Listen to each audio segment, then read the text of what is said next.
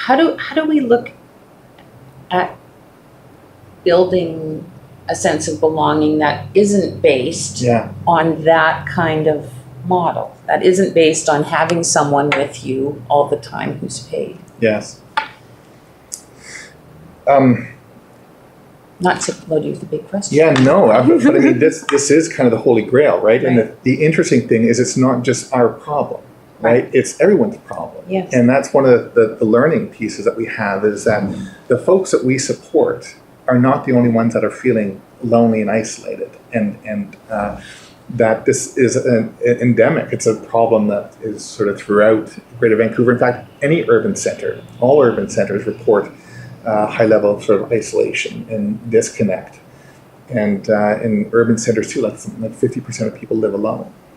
So it's not just our problem. So the great piece about that is the solution isn't around just our professional folks working with people, with disabilities to find connections.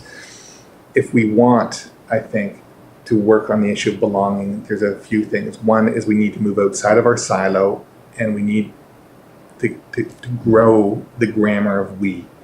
This isn't just a problem for service providers. This isn't just a problem for government. This is a problem around the disconnectedness that we all feel in our neighbors and communities. And so if we can start applying our thinking, our resources, our human capital, our social capital, in terms of working with neighborhoods, working with communities, to kind of reflect on this question, and to sort of mobilize people around being the kind of community we want to be, being the kind of society that we all want to be, that we all kind of languish after, that we have a nostalgia for, where neighbors know neighbors and they help out. When someone has chemo and they can't cook their own meal, that someone's showing up with a meal. And there's some seniors who need their walk done in the winter, or their leaves raked or whatever, that people in the neighborhood know who they are, or when there's an ice storm, they're checking in on them, that kind of thing. That's what we all want. We all kind of want that level of safety and belonging that those, that vision engenders. And so that's where I think we need to move, right? That's where we need to talk. If we just stay within our silo of professional service providers and funders, we're lost. So the question of belonging isn't our question. Right? It's everybody's question. And so we need to convene everyone around this. We need to talk to people in our neighborhoods where we live, work, and play.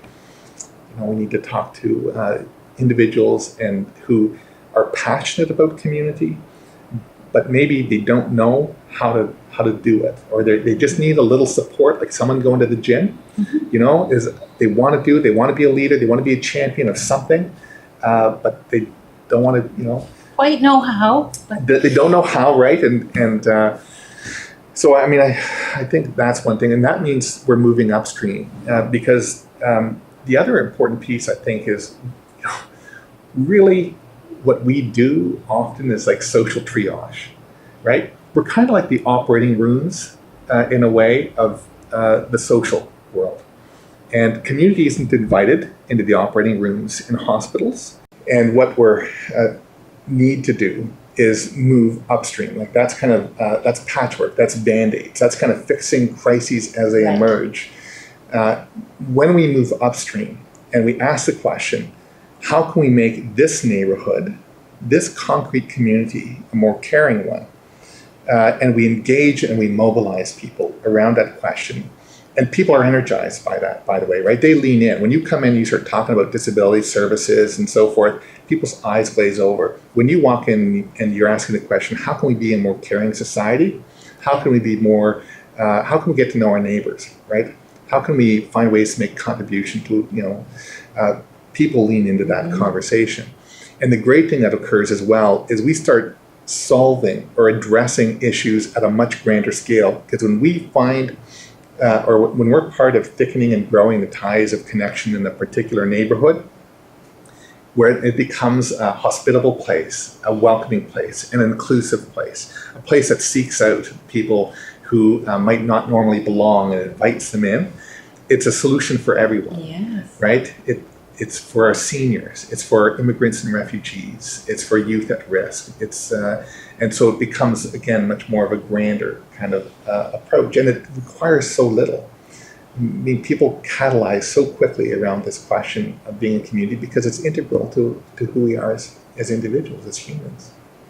So there's an incredible opportunity in just utilizing small, not big scale, not formalizing stuff, not creating a system response to move upstream, small and local, and build it, right? We're too seduced by the big formal structures and scaling and so on. And I mean, that's great. But what I think we need to do is very granular, right? It's looking at the atoms and creating molecules. It's not looking at multicellular, biological, and it's like bringing atoms together to create molecules. And just we keep doing that, and we keep then creating more and more social capital, more and more connections. And out of those connections grows more and more cooperation, care, and hospitality, and belonging.